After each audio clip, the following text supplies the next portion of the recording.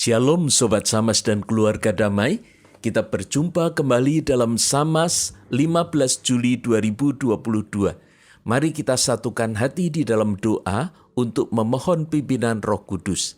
Ya Allah yang penuh kasih, kami sungguh bersyukur karena memiliki Allah yang selalu menyatakan kasih-Nya dalam kehidupan kami. Kini kami ingin mengalami bukan hanya sebagian dari kasih Allah, tetapi kami dipenuhi oleh kasih Allah, sehingga kasih Allah itu berdampak di dalam kehidupan kami. Bapa, bersabdalah dan tuntunlah kami, supaya firman-Mu berbicara dan hidup di dalam diri kami. Dalam nama Tuhan Yesus kami berdoa. Amin. Sobat Samas dan keluarga damai, kita akan mendengarkan firman Tuhan yang akan dibacakan dari surat Paulus kepada jemaat di Efesus, pasal 3 ayat 14 hingga 21. Itulah sebabnya aku sujud kepada Bapa, yang daripadanya semua turunan yang di dalam surga dan di atas bumi menerima namanya. Aku berdoa supaya Ia menurut kekayaan kemuliaan-Nya menguatkan dan meneguhkan kamu oleh Roh-Nya di dalam batinmu, sehingga oleh imanmu Kristus diam di dalam hatimu, dan kamu berakar serta berdasar di dalam kasih. Aku berdoa supaya kamu bersama-sama dengan segala orang kudus dapat memahami betapa lebarnya dan panjangnya, dan tingginya dan dalamnya kasih Kristus, dan dapat mengenali kasih itu, sekalipun ia melampaui segala pengetahuan. Aku berdoa supaya kamu dipenuhi di dalam seluruh kepenuhan Allah. Bagi Dialah yang dapat melakukan jauh lebih banyak daripada yang kita doakan atau pikirkan, seperti yang ternyata dari kuasa yang bekerja di dalam kita.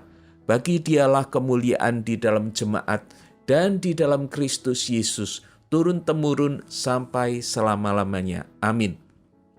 Sobat Samas dan keluarga damai, bagian yang akan kita renungkan ini merupakan doa atau kerinduan Paulus bagi orang-orang non-Yahudi yang dituliskan dalam perikop sebelumnya, yaitu ayat 1-13.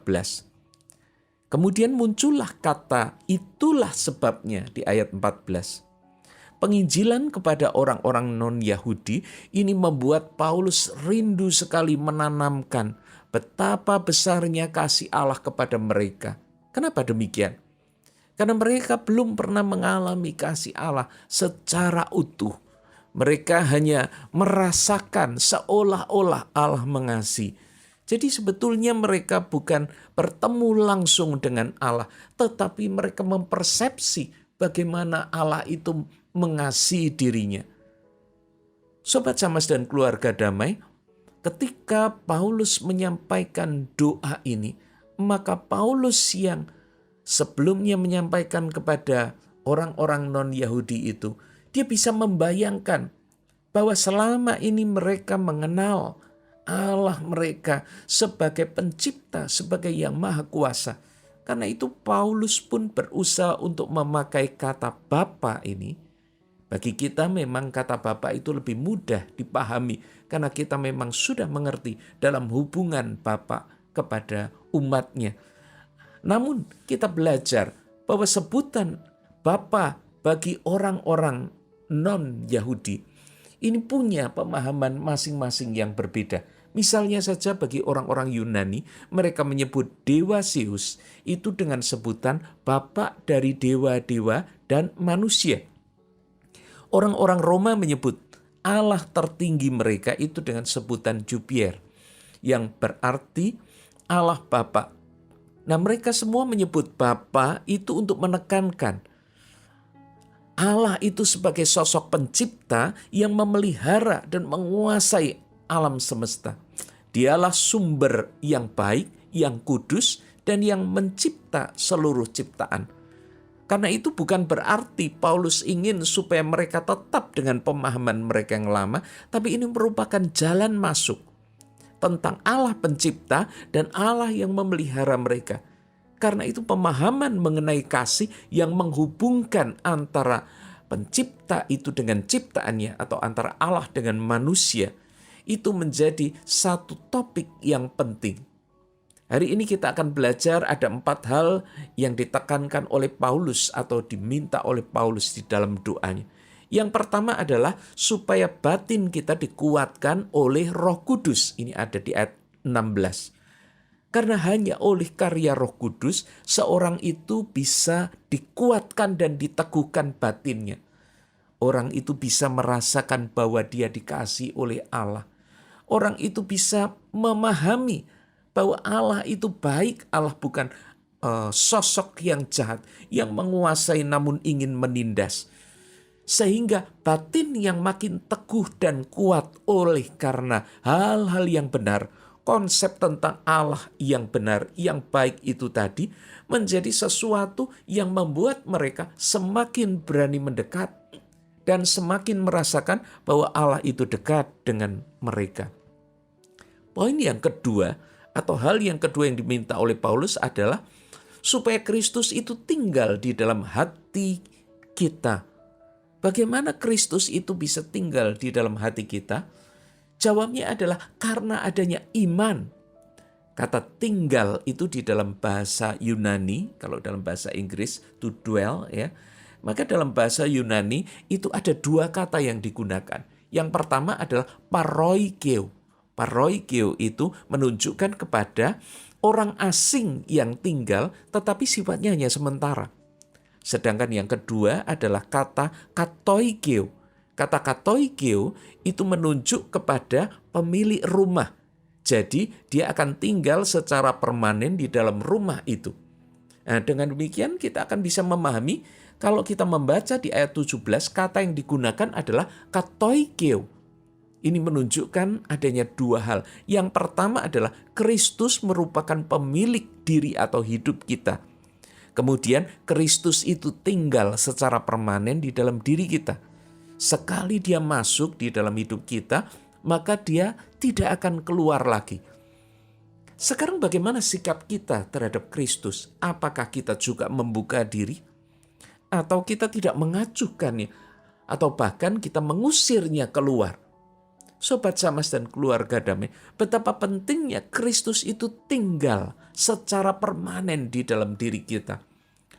Kalau orang-orang melihat bagaimana Kristus hidup, maka mereka bisa memahami bahwa Kristus itu merupakan representasi Allah.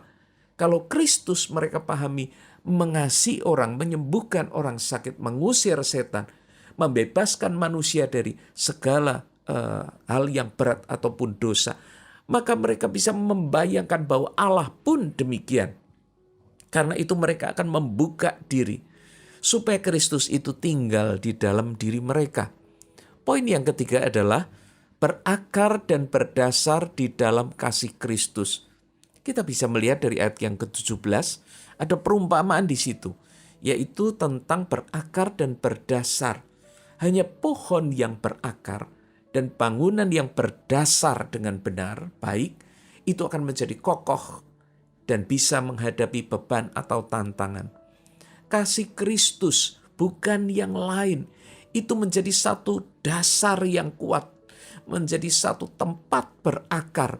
Nah, ini yang perlu dipahami, yang perlu dialami oleh setiap orang, supaya orang itu kemudian bisa bergantung kepada Kristus. Sobat Samas dan keluarga damai, kalau kasih Kristus ini tidak ditangkap dengan baik, diimani, dihidupi dengan baik, seperti pohon yang berakar atau bangunan yang berdasar, maka kehidupan orang itu tidak akan kuat. Poin yang terakhir yang ada dalam doa Paulus adalah mengalami kepenuhan Allah. Kepenuhan di sini artinya genap, sempurna, lengkap. Tidak hanya sebagian kecil saja. Kalau orang mengatakan bahwa Allah memenuhi hidupku, tetapi sesungguhnya dia tidak benar-benar memahami. Dia tidak mengerti, tidak merasakan tentang kasih Allah. Tidak merasakan kehadiran Allah atau pengaruh Allah dalam kehidupan mereka. Itu dia tidak atau belum mengalami kepenuhan Allah. Tetapi ketika kepenuhan Allah itu ada di dalam diri seorang, maka dia akan dikuasai Dia tidak akan memberikan dirinya itu untuk diganggu oleh kejahatan, dikuasai oleh iblis, dikuasai oleh dosa. Tidak. Dia akan membiarkan dirinya hanya dikuasai oleh Allah.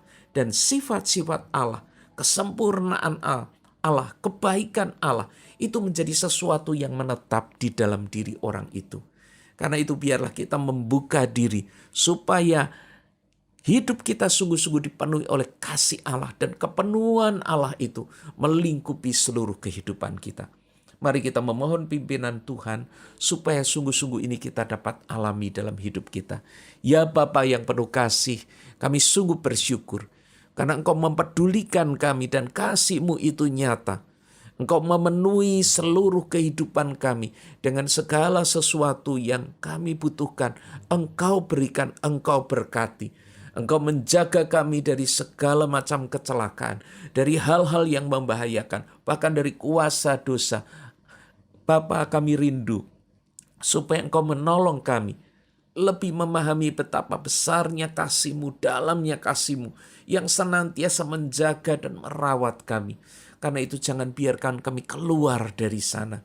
Biarlah hidup kami berpaut kepada Allah dan hidup kami boleh berdampak bagi sesama. Ya Bapa, kami bersyukur untuk firman-Mu hari ini. Di dalam nama Tuhan Yesus kami berdoa. Amin.